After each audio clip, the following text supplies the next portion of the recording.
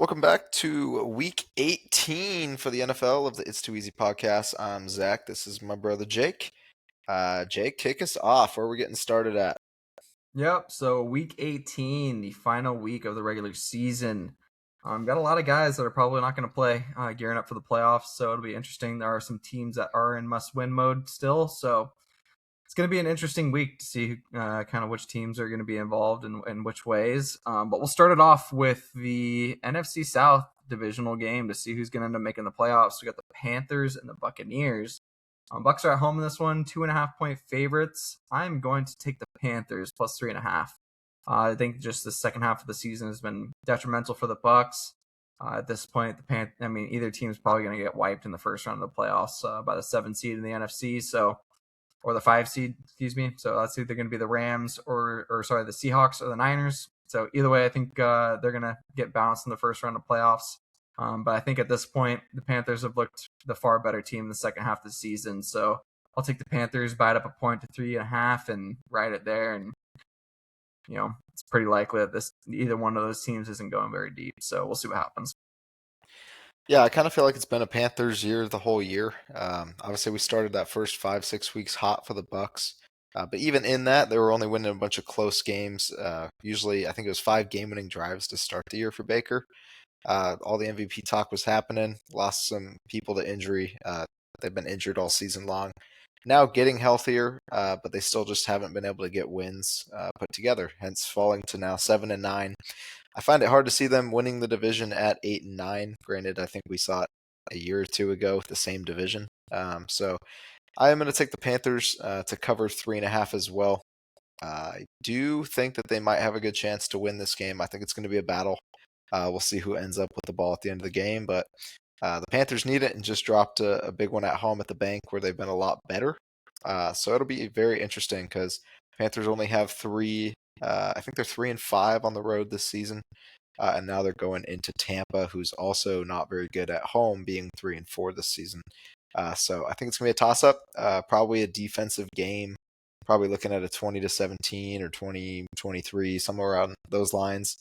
I'm going to take the Panthers to cover in a close game. Yeah, right on. Then we got the Seahawks and the Niners. Another super fun game. This is pretty much the battle for the 1 seed in the NFC.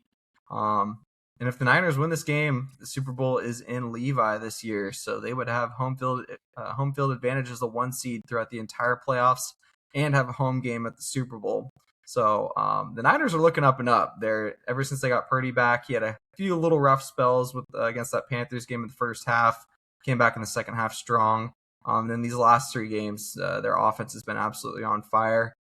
Doesn't seem like they're missing too much at the moment with the way their offense is playing from Warner and Bosa, but it looks like Warner has the potential to be back in the playoffs. So this Niners team is getting hot really at the right time.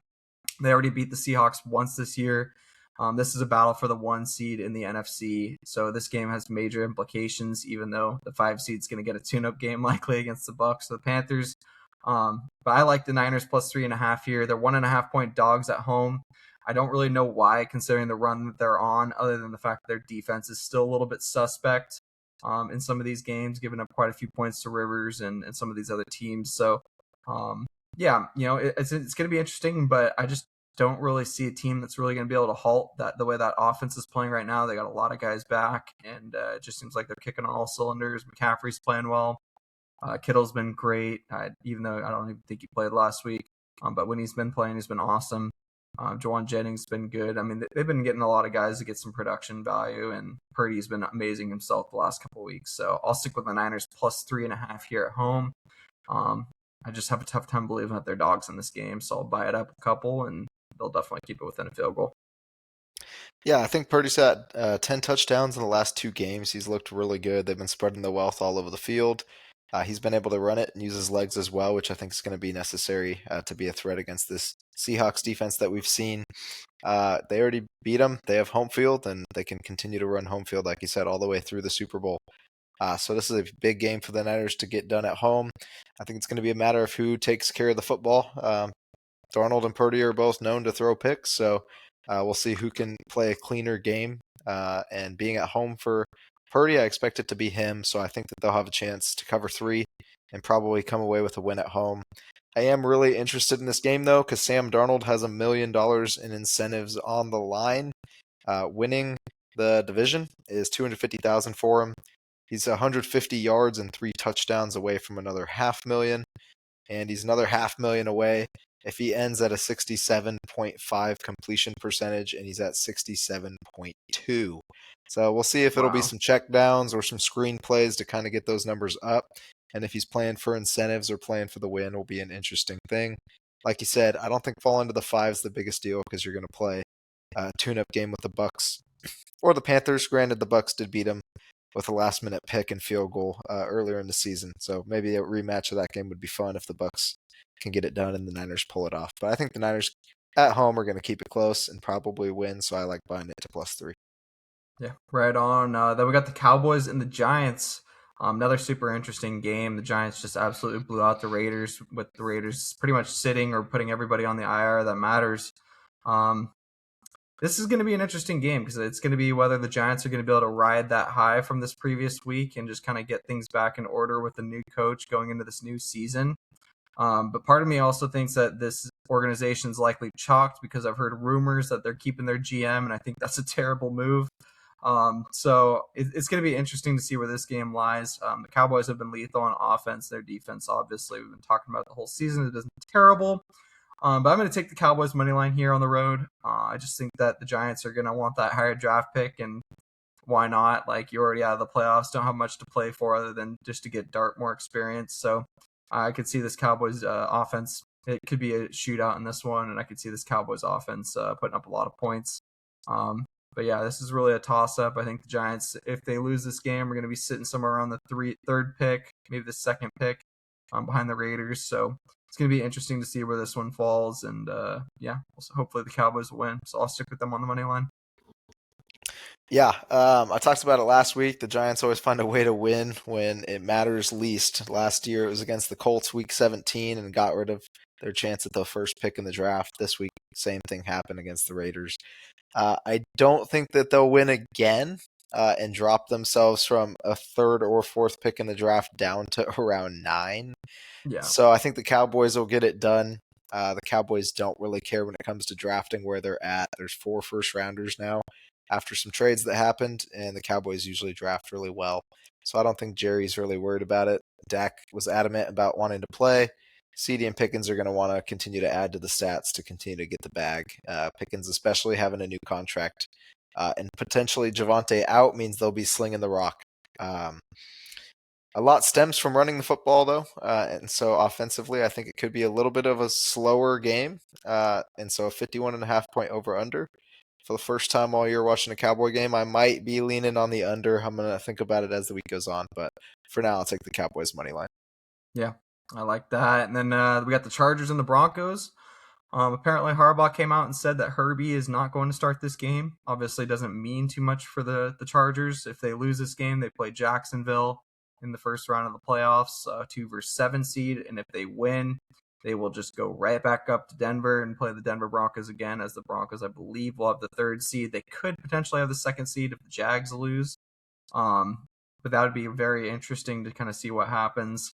But yeah, I'm seeing 12.5 points right now, that the Broncos are favorites at home, and the Broncos have been in 13 one-score games so far this season. So I just seen that being too many points. I'll buy the Chargers up 1 point, even with Trey Lance in at quarterback. I imagine the Broncos defense is going to be able to feast, and they're going to be hungry for this 1 seed. But they just don't win games by more than 10 points other than a couple games so far this year. I think that being the Bengals and the Cowboys game, or maybe even the Cowboys game was close. But yeah, I don't see the Chargers being able to, or the Broncos, sorry, being able to cover 12.5. But just for the safety of it, I'll take the Chargers plus 13.5 in this game. I think they'll be able to get a little bit going at least. I did this last time, and it paid off. So I'm going to say, rather than taking a big line, I'm going to go with an underplay. Last time I think it was at 37.5, and it ended at 35 or 36. It's at 37.5 again. I really do have a hard time seeing Trey Lance punch the ball into the end zone against this defense that they're having. I do think that they'll be able to move the football and get some field goals on the board. So at most, let's say they get 4 field goals. That's 12 points. We're staying under as long as the Broncos are at 25, and if we're getting a plus 14 cover, we're staying under 37.5. So I'm going to take the under 37.5. I do think Broncos are going to come away with a win by at least 7, but I don't necessarily love the 13-14 range, and I could imagine the Chargers could cover. Keenan Allen's also due for 1.5 million potential in incentives. Guy needs 6 catches. He's done that 3 times this year. 50 plus in his career. He needs 9 receptions for an additional 250,000. And if he gets 2 scores to get himself in the end zone, that's another 500,000. So I think it'll be really interesting to see if they try and get him the rock. I'm not expecting the touchdowns, but I think that he'll be asking Trey to get him the rock so he can at least get upwards of $1 million in incentives this week. So Keenan should have a big game. Dicker the kicker will probably have to make up for 4 last field week with goals. some makes, and get himself going right into the playoffs. But Broncos should come away with a win and lock up the 1 seed. Yeah, I easily see this being like a 24-12 game where it sticks under that 37 and Chargers somehow manage to cover 13.5 or 12.5. So that could very well happen. Moving on, we got the Colts and the Texans. Not as interesting as the others because you got the Colts who've just slowly but surely kind of lost their footing at the end of the season after losing Daniel Jones to injury. And the Texans have been red hot. Obviously, we've been kind of riding that Texans wave ever since they got hot. I think they've won every game since they lost to the Broncos on that last-minute comeback with David Mills and that quarterback, Davis Mills. So I'm just going to keep riding this Texans team. They're only 7-point favorites here at home, which I think is actually probably a little bit low. I'll take it a 0.5 point down by them at 6.5. I love the way this Texans team's been looking. I'd imagine they're not going to have too many issues against this Colts team that has a very banged-up defense right now. Missing Sauce Gardner, missing DeForest Buckner, missing a linebacker. I can't remember exactly who it was. So I see the Texans being able to get some momentum from this game into the playoffs and really being able to put in a good game in the first round of the playoffs. I could even see that team winning with the way this defense is playing. So I will stick with the Texans minus 6.5 in this one.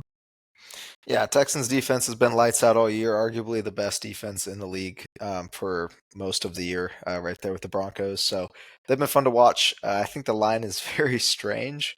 I feel like this game should be at 12 or 13 points, so it might be a trap, but I'm going to dive in. I'm going to take it down to 6 and take the Texans to cover 6 points against the Colts. It's Riley Leonard playing. The guy was a bum at Notre Dame, and he's not any better now that he's with the Colts. So unless Jonathan Taylor goes for 170 and 2 scores, I don't see them covering this game at all. So I am going to take the Texans minus 6 as well. Nico Collins was super quiet last week. I think he's going to end the year with a big week, especially since they've had Woody Marks out. So I think Woody is back and again play in the final week as well. But Nico should have a big week after Jaden and Jalen both had big weeks last week. Yeah, for sure. It's just so hard to see the Texans not winning this game with the way that defense is played. And chance to win the division still too if they can win this and the Jags fall. So they got to get a win. Yeah, for sure. Then we got the Browns and the Bengals. Once again, not too much to say about this. The line was at 7. I'm going to take the Bengals down to 6.5 here at home. Browns, although they beat the Steelers last week, it wasn't really anything too impressive other than the fact that their defense really stepped up. Their defense can step up again, but then again, you got Joe Burrow back under center, and I think no matter what, that's going to make it more difficult for this Browns team. And I just see them outscoring the Browns in this game. I don't know exactly what the final score will be, maybe like 28-21 or 30-21, something along those lines. But I still see the Bengals able to score in this one, and I just think the Bengals are going to win this one flat out. I'll buy them down to 6.5 and take them in this game. I just see this being a game that Joe Burrow is going to be able to outclass Shador in his rookie season. So, yeah. Yeah, Jamar Chase has been solid all year. We talked on it. T. Higgins is a stud. Chase Brown's been balling throughout, especially the second half of the year once Burrow got healthy. But he's been really solid for them throughout the year. I think he's about to hit 1,000 rushing yards, and I think he's received 400 or 500 plus more. So that's been great. Their offense has been clicking on all cylinders. Completely different defense going against the Browns. They probably won't be able to run the ball very well. So Joe's going to have to sling it. I think he'll probably throw a pick because it is a good defense, which will keep the game interesting. Potentially under 1 score with that. But I do think the Bengals will end up covering 6. Just because the Browns don't have any run game either. Quinshawn went down, and Raheem Sanders stepped in, guy out of Arkansas. And they didn't really do much with it last week. Shador ended up having 2 picks. But they won the game because the game plan was to not let Myles Garrett get a sack rather than trying to win. So their offense for the Steelers didn't do anything. Classic Steelers, they didn't want to win anyway. They're trying to go 9-8, so they still have a chance if they lose this week and don't make the playoffs. But yeah, I think it'll be interesting. I think Browns have a chance to cover. With some turnovers, they definitely have a chance, but I think Bengals get it done, end the season with a win. Try and keep that offense together as they go ready, fully invested into the defense for next season. Yeah, for sure. And I think it's pretty interesting to think about. I didn't really talk about this with you before the podcast, but what would the Browns have looked like if Shador had started from the start of the season? Had a full mini camp with the ones. Like, this team could have been on the cusp of playoffs at 9-8, 8-9 in that division with the way it looks right now. Yeah. So I'm very curious to see if they finally kind of go all in on Shador, because he has been playing pretty well for them. It hasn't been the most flashy stats, but when he does make good plays, it's pretty incredible. So hopefully they'll stick with him and ride him out. No knocks on Dylan Gabriel. I just don't think he's able to get it done in the NFL. I think we all knew that from when he came out of Oregon. It just was a system quarterback there where it fit really well, and now it's just going to be a bit of a struggle in the NFL. A little smaller. I'd imagine he'll be a backup. He'll be a backup for a long time, probably 5 or 6 years. But yeah, I think Shador has a real chance to get the one job next year for that team, and it'll definitely be a different look because that defense has always been pretty good. It's just about a bit of a cursed organization, so we'll see if he can turn it around. Then we got the Saints and the Falcons. Another pretty interesting game. Saints on a bit of a win streak. Tyler Shaw had a great game last week against the Titans, brought him back from down, I think, 14 or 12 points to win that game.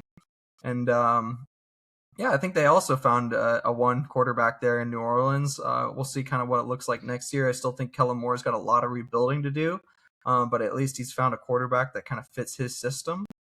So I think that's a big plus for the Saints. They've got more wins than I was expecting at the beginning of this year. I think I thought they would get like 1 or 2 wins. So good on them to win the easy ones. But I think the Falcons at home are just going to be a different beast. Kirk's going to be looking to likely get a contract or trade into another team somewhere that he can get his contract absorbed, maybe the Dolphins or a team like that needs a quarterback. So that is going to be an interesting proposition. They're at home. They've looked a lot better at home. Bijan's been incredible these last couple weeks.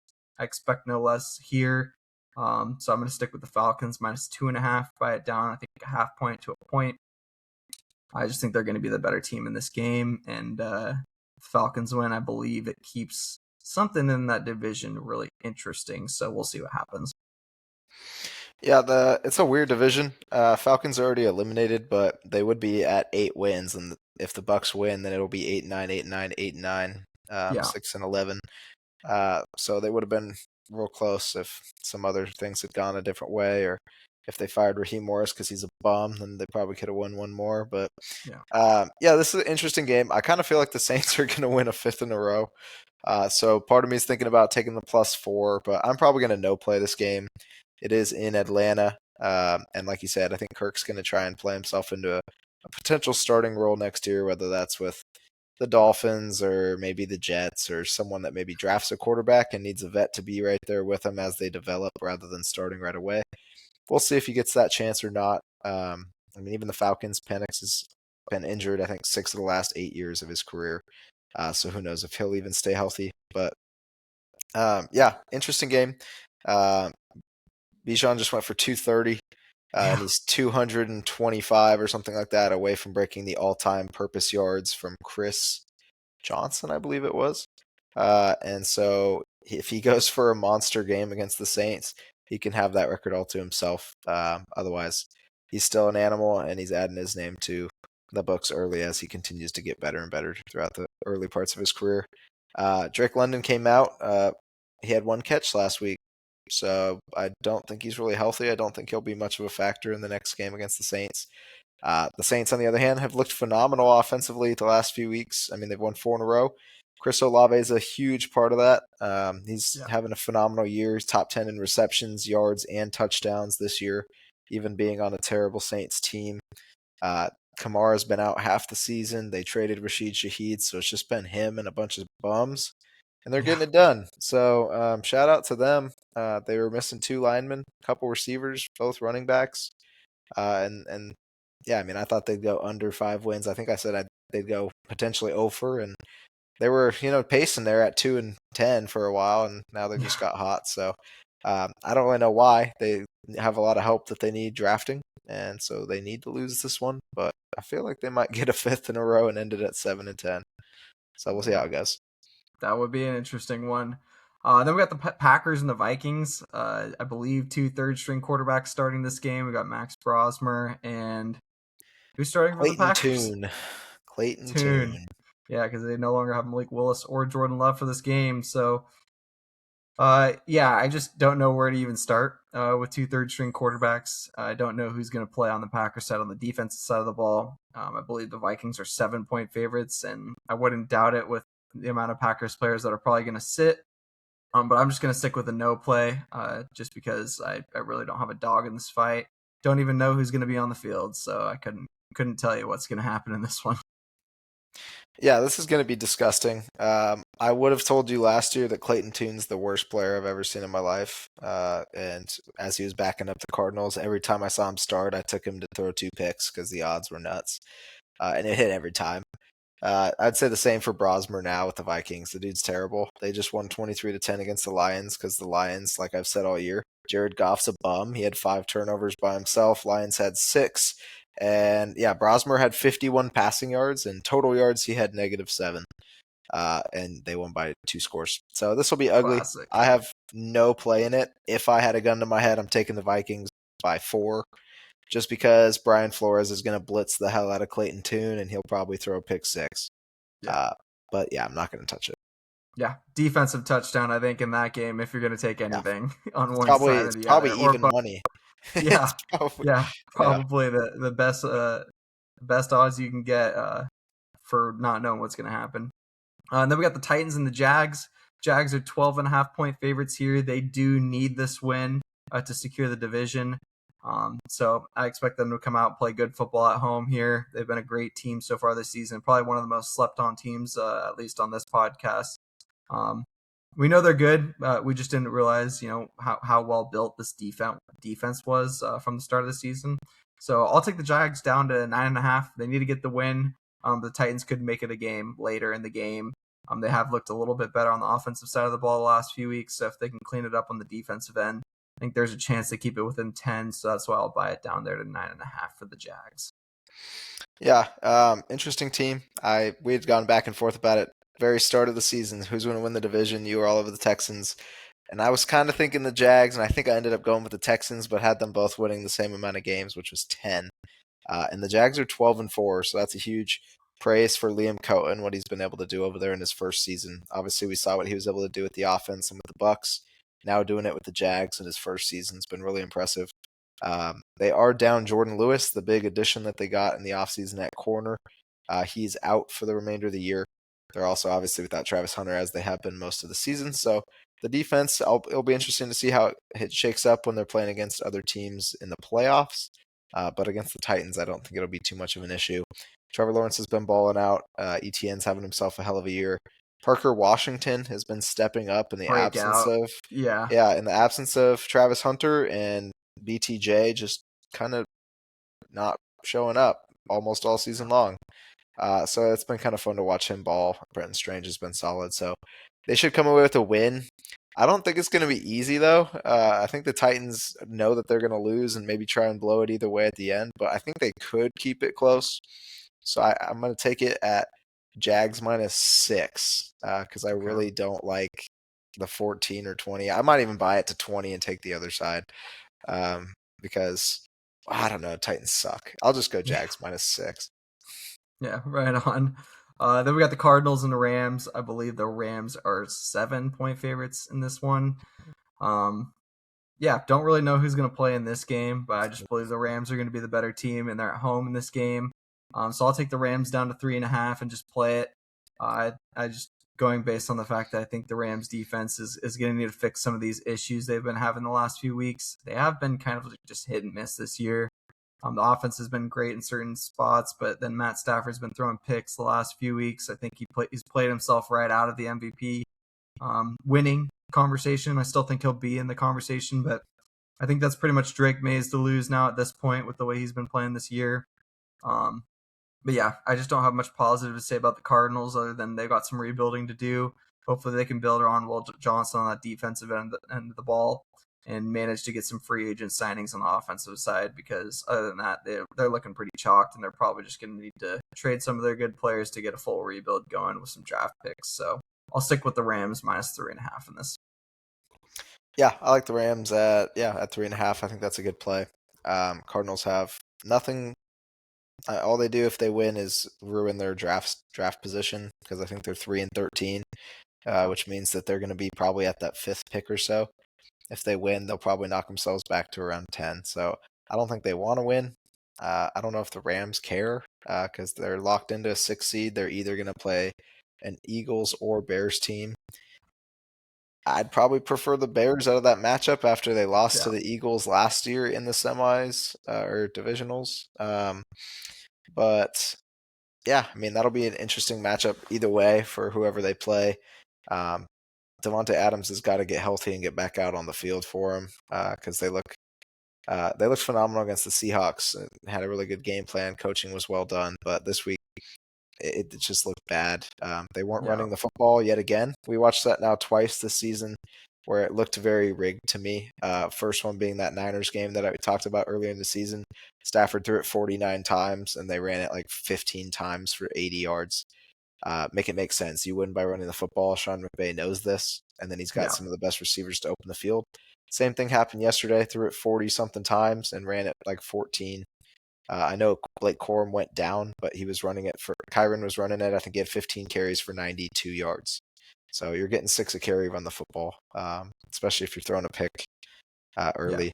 It didn't make a lot of sense. And then once you're down 21, you have to sling it to come back for the most part. So Rams will bounce back with a win. I think they'll get to 12-5, and it's not going to matter seeding wise because the Niners and Seahawks are ahead. But yeah, Cardinals have nothing to gain out of winning, so I think they'll want to lose. Yeah, for sure. And I mean, the Rams had to have a Jared Verse blocked field goal attempt to return for a touchdown, basically one-man show in order to keep that game close. So it's just not looking great for the Rams right now. So we'll see kind of what happens. Then we got the Chiefs and the Raiders. Another game that's pretty damn ugly. You got two very banged up teams. I don't know what the Raiders think they're doing. I think they're just in full tank mode right now. Keep the number 1 pick. That's it. Yeah, for sure. And then you got the Chiefs, who are with Oladokin or whatever, and they're 6-10. So they're looking to get their best draft pick of the last 10 years. Right now, they're getting the 9th pick, I believe, right now at 6-10. So they don't really have much to play for either. They don't want to lose their draft stock. So it's going to be interesting to see where this game lies, just based on rosters and Andy Reid probably trying to keep his job and not retire. I think that the Chiefs will probably win this game, so I'd probably play the Chiefs at -2.5, but I'll probably just end up sticking with a no play just because this is just one of those games. Just like both these teams don't want to win. They have no reason to win. So yeah, it's going to be interesting to kind of see what happens, but it's definitely not going to be a game I'm going to want to watch. Yeah, I was definitely going to no play this game, but the more you were talking, I'm going to take Chiefs money line and just play it at that. I really can't see the Raiders winning this game after putting Bowers on IR, Crosby on IR, Geno's now out. Their team is just horrendous as it is. They're 2-14 for a reason. And the Chiefs, if they're at the 9 pick, then I don't think that really matters if they win this game, because the worst they'll fall to is maybe 15 with a win. And the guy that they're going to get is Kenyon Sadiq out of Oregon, the tight end. I will 100% guarantee you that's who they're going to pick in this draft to take over for Kelsey. And I think that they were looking originally at getting him around the 18 to 20 range. So if they win and fall to 15, I think their guy's still going to be on the board where they want it. So I'll take Chiefs on the money line and call it at that. Yeah, right on. Then we got the Dolphins and the Pats. This is going to be a pretty interesting game. The Dolphins have been playing better football the last few weeks. I'm not huge on Quinn Ewers, but he did look pretty good last week. I do think that he'll probably be a bottom tier, but he'll manage to find a starting role for the Dolphins next year. And they're going to try and look and get some draft stock for Tua. But the Patriots are different beasts. They still have all to play for to try and get that 1 seed if Denver loses. So I don't think the Patriots are going to let up. They're at home here. The Dolphins got to travel to the cold weather. So I just don't see this being a pretty game for Ewers. I'd imagine he's going to throw a pick or two, or at least maybe a fumble, something along those lines. And I think the Patriots are in great form right now. They need to continue to win these games to give themselves more confidence in the playoffs, because they're likely going to end up matching up against the Texans in the first round if their Texans are 7 seed. So it's going to be very interesting to see what happens for those matchups in the first round of the playoffs. But I'm definitely sticking with the Patriots. I'll take them at -6 in this game. Yeah, I'm gonna take the Pats at -6 as well. Dolphins have surprisingly turned the season around for no reason other than maybe keeping Mike McDaniel's job or trying to keep the guys in office. I have no idea. But Yeah. yeah, they're up to 7-9 after being, I think, 2-7. So they're ending the season strong, which is actually kind of nice to see. A-Chain's been phenomenal as he's been Yeah. healthy all year. Waddle's been solid for them. Waller, when healthy, has been a touchdown machine, which has been kind of fun to see his bounce back into the league. But yeah, Quinn Ewers is terrible. I think he'll throw a pick six, probably 2 picks in this game. Pats have a lot to play for with the 1 seed being on the line. It's a divisional, but I don't really see it being close, so I like the -6 a lot. I also know that Stephon Diggs was just arrested, and he's going to be playing anyway. So there's Yeah. nothing happening until I think it was January 22nd, which is 1 day before the divisional playoff game would be. And I know that Stephon Diggs also has $1.5 million in incentives this week. He needs 30 yards for I think 250,000. He needs 8 catches for 500,000, and so maybe it's 1.75 million because he needs 130 yards for another $1 million. Yeah. So a lot of incentives. They're going to be getting that guy the rock. He's going to be telling Drake, "Get me the ball, and I'll buy you something after the game," or he'll just pay Yeah. off, the Gotta portion pay he his gets. lawyer. Yeah, he's got to pay his lawyer, so he's going to try and make at least. I could see either the 8 catches and 30 yards getting him $750,000, or even getting another 1.5 million if he can get up to 130 yards. But they'll be able to sling the rock. Travion ended up playing last week with Ramondre, and they looked really good. Jets are the only team potentially of all time to never get a defensive INT. It's going to happen against Drake May this week. Lock it in. Oh We're no, taking the Dolphins. The Dolphins are playing the Pats. So Oh shoot, the Dolphins. That's right. Never mind, I lied. Yeah, yeah. So Dolphins, they could still get a pick on Drake May, yeah. um, but yeah, they'll cover 6 points for sure. Yeah, right on. Then we got the Commanders and the Eagles. Not too much to say about this one. The Commanders are again on their third string quarterback. And the Eagles, I think, are going to use this as a momentum game pushing into the playoffs. They need a complete game where their defense has been incredible, but their offense has been so lackluster this year. I think they're due for a game where everything just kind of clicks all together, and there's no better time to do it than in week 18. So Eagles are 7-point favorites here. I don't know why that number's so low. I don't know if they're resting guys, but I'll take the Eagles -6.5. They're definitely going to be the better team with a much better roster. Yeah, I like the -6.5 as well. I mean, it's Josh Johnson. They only kept it close because the Cowboys defense is buns. Terrible. Yeah. Eagles defense is phenomenal. I'd be shocked if Commanders scored 10. Yeah, I like the Eagles -6. I mean, I think that's a pretty safe bet. Their offense is going to have to piece it together. The Commanders' defense has been bad all season long, and they got to get something going as they get ready for probably what's going to be the Rams, unless they can get this win and the Bears somehow fall off, and then they'll play the 7-seeded Packers instead. So either way, going to need some momentum as they get ready for this game. Offense has got to start clicking on all cylinders before the playoffs start. So I do like them to cover. Yep. Last few, we got the Lions and the Bears.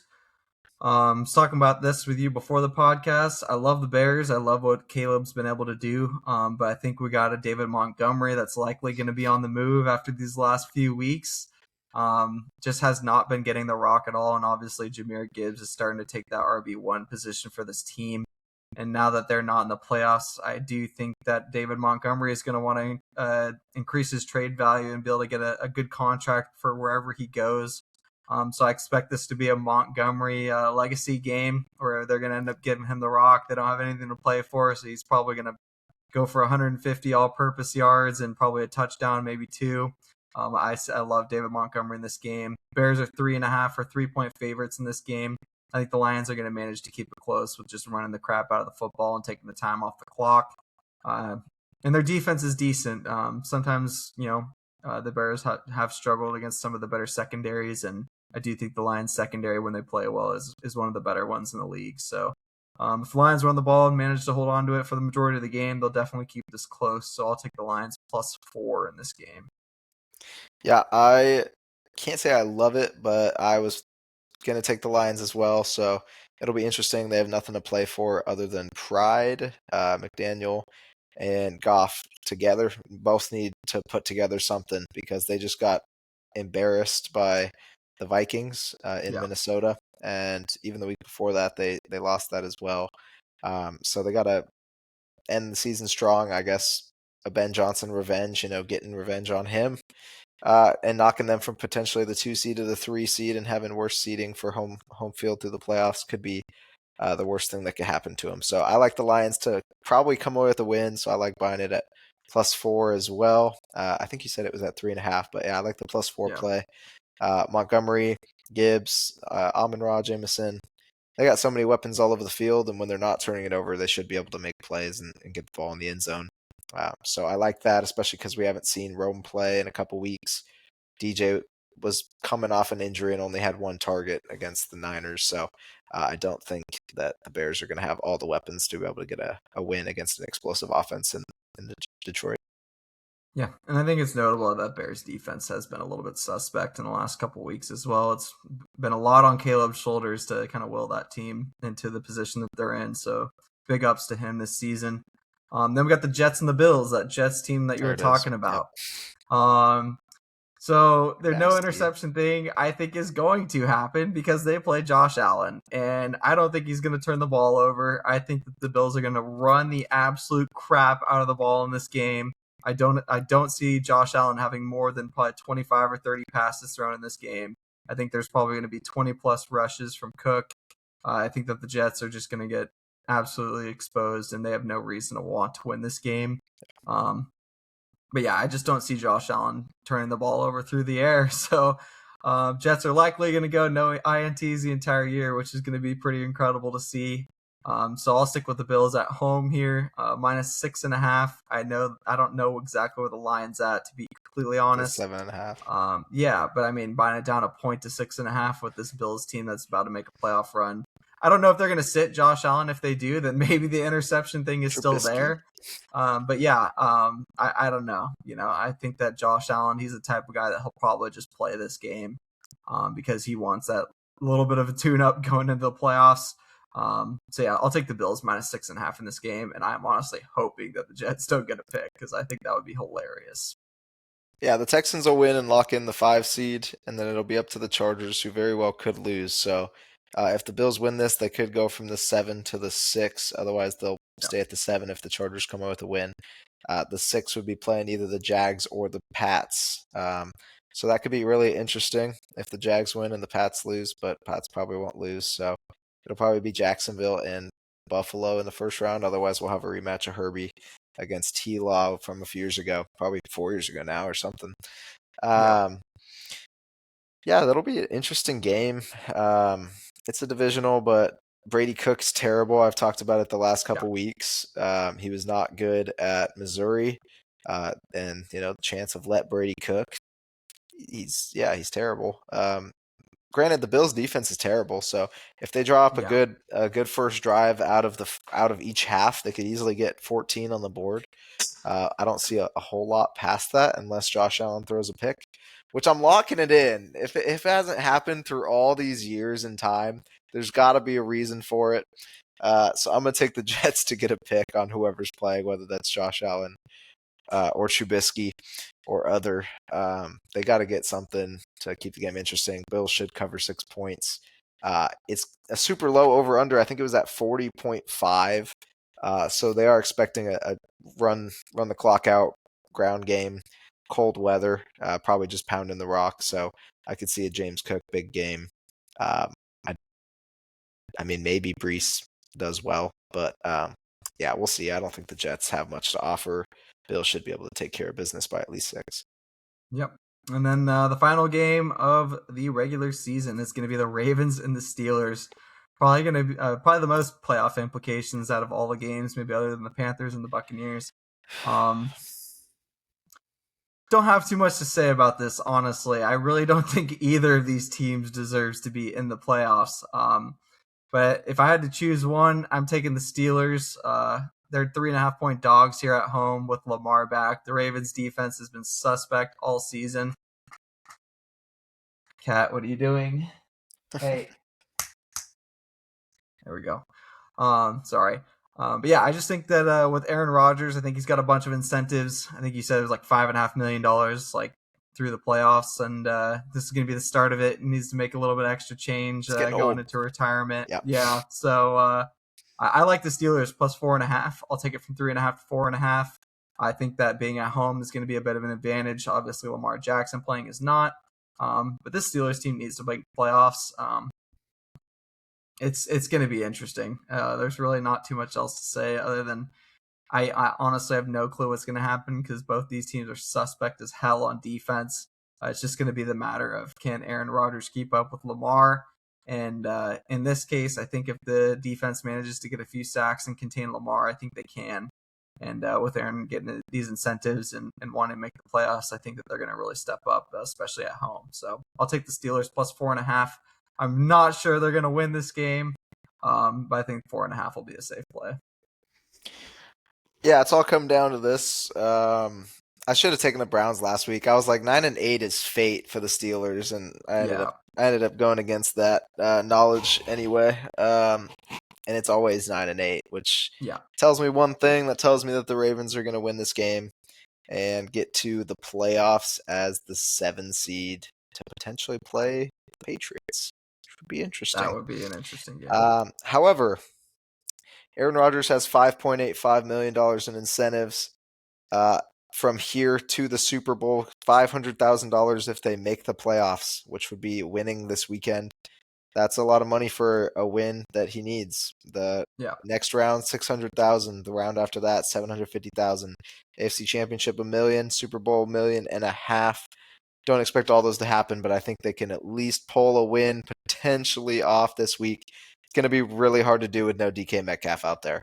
The 2-game suspension for punching a fan for no reason.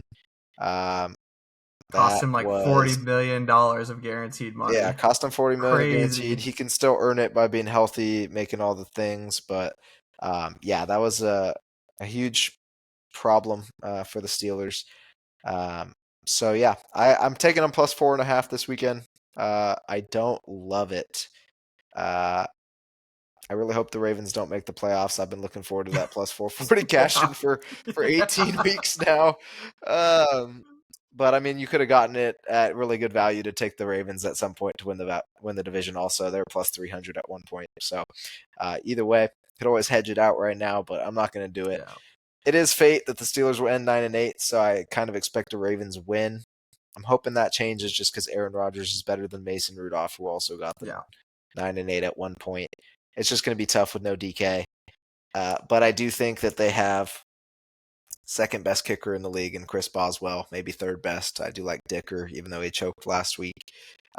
Chris Boswell's an animal, and I could see this being one of those games where it's four or five field goals, and winning 15-14 or something stupid. The over-under's set at 40, so they don't expect a whole lot of points.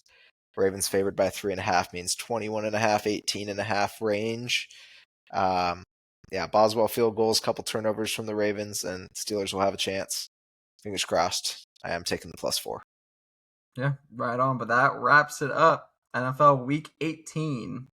Definitely tail this week with a lot of caution because we don't know what the rosters are going to look like for Sunday for a lot of these teams. Like I said, a very minimal amount of them have something to play for, and a vast majority of them don't. So it's going to be very interesting to see what happens. Looking forward to it. Should make for a very entertaining weekend of football. Yeah. But we'll definitely be back with you guys soon. We're going to be continuing to get some plays out, and the videos will be a bit shorter with less games going into the playoffs. But yeah, we definitely want to keep all over it and keep with you guys and ride this season out. So hope your team wins this weekend. Best of luck. It's going to be a wild one. So till then, we'll see you guys next for the playoffs. Peace. See you.